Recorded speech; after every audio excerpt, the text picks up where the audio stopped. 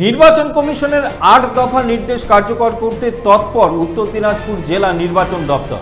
সোমবার এক সাংবাদিক সম্মেলন করে নির্বাচন কমিশনের ৮ দফা নির্দেশ তুলে ধরলেন জেলা নির্বাচনী আধিকারিক তথা জেলা শাসক বিবেক কুমার। জেলা নির্বাচনী আধিকারিক জানিয়েছেন, নির্বাচন কমিশনের নির্দেশ কার্যকর করতে জেলা জুড়ে পর্যাপ্ত কেন্দ্রীয় বাহিনী মোতায়েন করা হবে। আরও একবার জানিয়ে রাখি, নির্বাচন কমিশনের ৮ দফা নির্দেশ কার্যকর করতে তৎপর উত্তর দিনাজপুর জেলা নির্বাচন দপ্তর।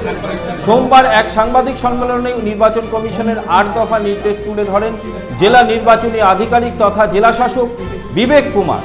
জেলা নির্বাচনী আধিকারিক জানিয়েছেন, নির্বাচন কমিশনের নির্দেশ কার্যকর করতে জেলা জুড়ে পর্যাপ্ত কেন্দ্রীয় বাহিনী মোতায়েন করা হবে।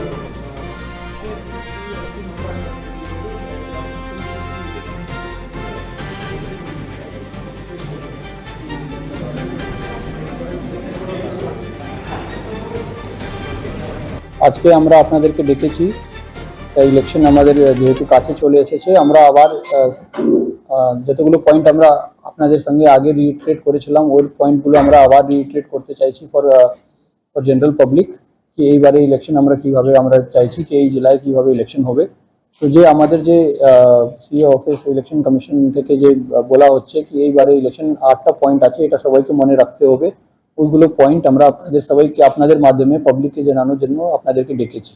তো ওই যে আমাদের যে 8টা পয়েন্ট আছে ওটা হচ্ছে কি আমাদের ফ্রি, ফার্স্ট পয়েন্ট আছে কি ফিয়ার ফ্রি ভোটিং, কেউ কারো কেউ ভয় থাকে না। সেকেন্ড আছে নো ভায়োলেন্স, ভায়োলেন্স টলারেট করা যাবে না, ফ্রি অফ ভায়োলেন্স। থার্ড আছে নো ইন্টিমিডেশন, মানে कोई ভয়ে এরকম ভোট দিতে দেবে না এরকম না হয়। फोर्थ আছে নো ইন্ডিউসমেন্ট, कोई কারো কেউ কে প্রলোভন এরকম টাকা ব্যাপার গিফট ব্যাপার কিছু এরকম থাকবে না। ফিফথ আছে ছাপ্পা, নো ছাপ্পা বোগাস ভোটিং এই জেলায় মানে কি টলারেট করা যাবে না। সিক্সথ আছে নো বুথ জ্যামিং, একটাও বুথে মানে কি যে ভোটার আছে ওরা মানে ফ্রি ভাবে ওখানে যেতে পারে, এটা আমরা ইনশিওর করতে চাইছি। সেভেন্থ আছে আমাদের নো সোর্স জ্যামিং, বাড়িতে এরকম না কেউ কি বেরোতে দেবে না এরকম না হয়। আর এইটথ আছে আমাদের যে কোনো পাবলিক সার্ভেন্ট যদি গভর্নমেন্ট বা স্টেট গভর্নমেন্ট বা সেন্ট্রাল গভর্নমেন্ট কিছু পার্শালি এরকম পলিটিক্যাল অ্যাক্টিভিটিতে ডাইরেক্টলি আর ইনডাইরেক্টলি কাজ করবে না, যদি এরকম যদি কেউ করে থাকে তো তাহলে ওর বিরুদ্ধে আইনভাবে স্ট্রিক্ট কারবাই করা হবে। তো এটা আমাদের 8টা পয়েন্ট আমাদেরকে বারবার বলা হচ্ছে, এটা আমরা পাবলিককে আমরা আমাদের সোশ্যাল মিডিয়া আমাদের হ্যান্ডেল থেকে আমরা জানাবো। আপনাদের মাধ্যমে আমরা আপনাদেরকে অনুরোধ করছি কি আপনাদের নিউজ চ্যানেল আপনাদের মিডিয়া মাধ্যমে আপনারা সবাইকে জানাবেন। তো এই জন্য আমরা আপনাদেরকে ডেকেছি। এই সঙ্গে আজকে আমাদের সঙ্গে তো এসপি সাহেব আছেনই, সঙ্গে সঙ্গে আমরা সিএপিএফ থেকে আমাদের যে ডিস্ট্রিক্ট ফোর্স কোঅর্ডিনেটর থাকে for Islampur police district and Raiganj police district, দুজনও আছেন আমাদের সঙ্গে। তো আমরা বেসিক্যালি বলতে চাইছি কি আমরা we are ready for this free and fair election. আর আমরা এই যে 8 পয়েন্ট আছে এটা আমরা এখানে এই জেলায় ইনশিওর করতে চাইছি। এই ভোট শান্তিতে করার জন্য আপনারা কি কি ব্যবস্থা? আমি একটু এসপি একবার রায়গঞ্জ কে একটু অনুরোধ করবো, যদি উনার কিছু বলার আছে তাহলে আমরা পরে একটু কোশ্চেন নিয়ে নেব। আচ্ছা ঠিক আছে ঠিক আছে। আপনারা বলছেন ঠিক সেভাবে করার জন্য আপনারা প্রস্তুতি কি কি নিয়েছেন? দেখুন এইবারে এই জেলায় সিএপিএফ পর্যাপ্ত মাত্রায় চলে এসেছে আর সিএপিএফ প্ল্যান্ড আছে, ঠিক আছে। তো তাহলে আমরা আশা করি কি প্রত্যেকটা বুথে যেরকম ইনস্ট্রাকশন আছে প্রত্যেকটা বুথে সিএপিএফ মানে কি পার্সোনাল থাকবে, ঠিক আছে। তো প্রত্যেকটা বুথ এটা হলো। সেকেন্ড আছে প্রত্যেকটা ক্রিটিক্যাল অ্যান্ড ভালনারেবল বুথ আমাদের নজরে আছে, ওখানে কনফিডেন্স বিল্ডিং মেজার এরকম নেওয়া হচ্ছে। যেখানে ভালনারেবল ভোটার্স এরকম যদি আছে তো তাহলে আমাদের সিএপিএফ লোকজন আমাদের পুলিশ লোকজন ওখানে যাচ্ছে, আমাদেরও সেক্টর অফিসার ওখানে ঘুরছে। যদি এরকম কেউ বলছে কি আমরা ভয় পাচ্ছি তো তাহলে আমরা ওখানে সঙ্গে সঙ্গে ওই অ্যাকশনকে আমরা ওখানে গিয়ে আমরা টেক আপ করছি কি কেন এরকম কিছু আছে। এছাড়া প্রত্যেকটা বুথে আমাদের সিসিটিভি ক্যামেরা লাগানো আছে, মানে যেখানে নর্মাল বুথ যেখানে কেউ কমপ্লেন নেই, previous law and order complain নেই, তো তাহলে ওখানে 2টো ক্যামেরা লাগানো হবে। যেখানে যদি পাস্ট যদি কিছু হিস্ট্রি থাকে বা কিছু আমরা দেখছি কি ওখানে ইন্টেলিজেন্স আছে কি কিছু হতে পারে তো তাহলে আমরা ওখানে 3টা ক্যামেরা দিয়েছি, তো তাহলে একটা প্রিমাইসও একটা কভার হবে। এই দুটো আমাদের এর সঙ্গে এইগুলো জিনিস আমাদের ইন্টিগ্রেটেড কন্ট্রোল রুম মাধ্যমে আমরা এখানে ডিস্ট্রিক্ট থেকে আমরা মনিটর করব, সি অফিস থেকে মনিটর হবে। সঙ্গে সঙ্গে আমাদের এফএসটি টিম টোটাল এই জেলায় 81 নাম্বার অফ ভেহিকলস করা হয়েছে। প্রত্যেকটা ব্লকে 9টা গাড়ি দেওয়া আছে। আমাদের নাকাও মোটামুটি নাকা আমাদের 30টা মানে কি নাকা আমাদেরকে এখানে করা হয়েছে, তো নাকা থেকে আমাদের কি চেকিং গুলো চলছে। তো এইগুলো মেজার্স আপাতত করা আছে। কতগুলো সেন্সিটিভ বুথ হয়েছে এখন? সেন্সিটিভ একটা একটা এবারে সিআই যে সিই অফিস যে বলেছে একটা সুপার সেন্সিটিভ একটা নতুন ক্যাটাগরি ঢুকেছে, যেখানে ক্যামেরা একটা বেশি লাগানো হবে। তো ওই আপাতত ওটা 500 লিস্ট আমরা পাঠিয়েছি, ওই 500 বুথে আমার সুপার সেন্সিটিভ যেখানে 3টা ক্যামেরা লাগানো হবে। যারা সাধারণ ভোটার তাদের যদি কোনো কারণে ভোট দিতে গিয়ে অসুবিধার সম্মুখীন হন, তারা সাথে সাথে কিভাবে যোগাযোগ করবে এবং কোন কন্ট্যাক্ট নাম্বারে যোগাযোগ করবে তারা?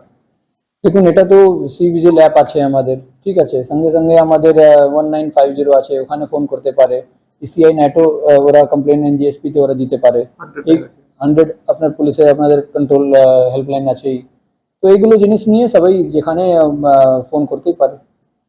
সাহেব, আজকে মারাইকুড়া গ্রাম পঞ্চায়েতের ইটি গ্রামে ৬৩ নম্বর বুথে বিএলওকে আটকে রেখে বিক্ষোভ দেখানো হয় এবং যথেষ্ট চাঞ্চল্য ছড়িয়েছে। বলা হচ্ছে যে একজন বয়স্ক ভোটারের ভোট নিতে যাওয়া হয়েছিল, কিন্তু তিনি অসুস্থ হয়ে যান, পরবর্তীতে মারা যান বলে এখনো পর্যন্ত খবর পাওয়া যাচ্ছে।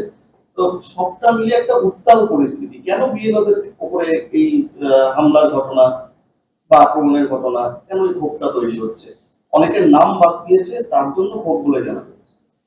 এটা আমরাও খবর পেয়েছি, আমরাও একটা দেখছি, খুঁটিয়ে একটা দেখছি কি হয়েছে ওখানে।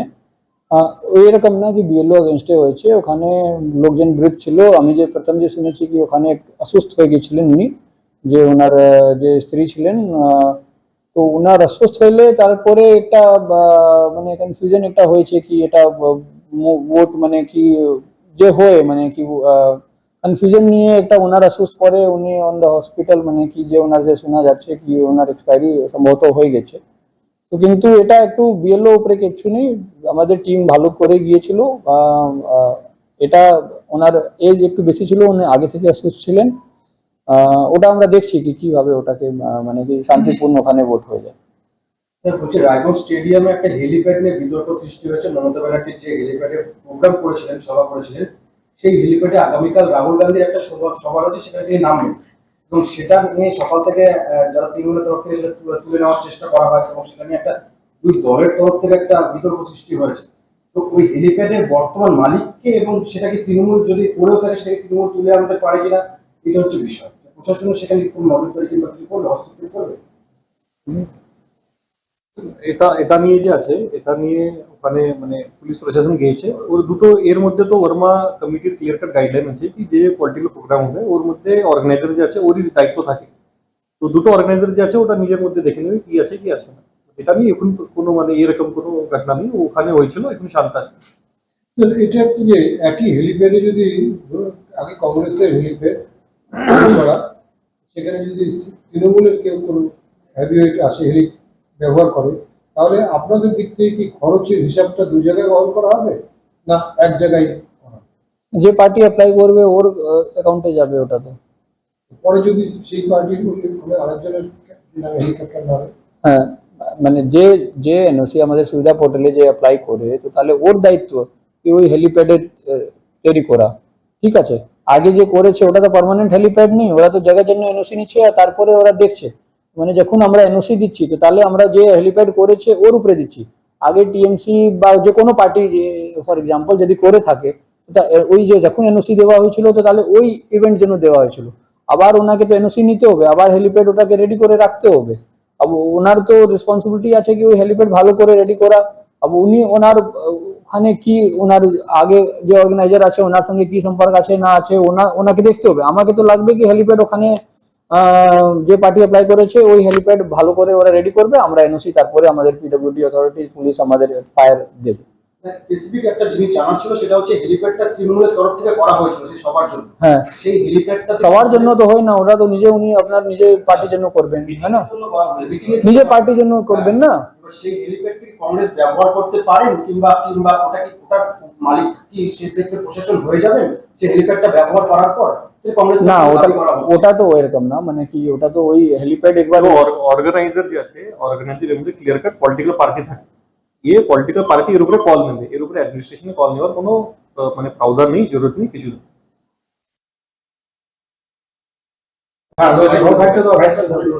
ঠিক আছে। পোস্টাল ব্যালট আমাদের আজ থেকে স্টার্ট হয়ে গেছে।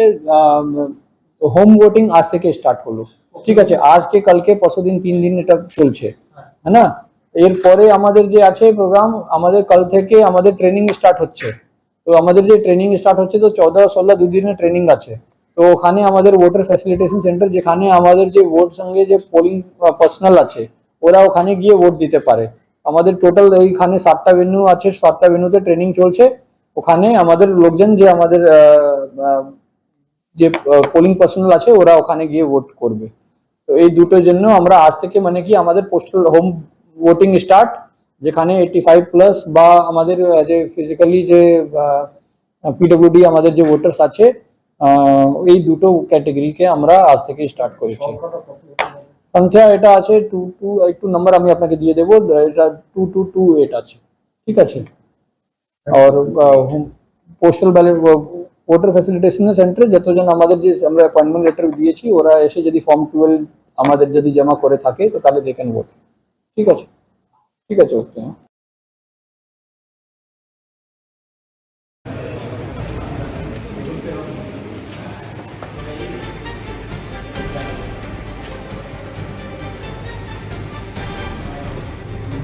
ঠিক আছে। और इस्लामपुर থেকে अनिल भोटकर साहब উনি দেখছেন, মানে ইনচার্জ মানে কি সিএপিএফ থেকে যত কোঅর্ডিনেশন আছে উনি দুজন করছে। আচ্ছা, একটু বাস পোস্টাল ব্যালট তো স্টার্ট হয়ে গেছে, সবাই আপনারা জানেন। তো তাহলে কাইন্ডলি একটু স্প্রেড করে দেবেন পাবলিক, পোস্টাল ব্যালট স্টার্ট হয়ে গেছে।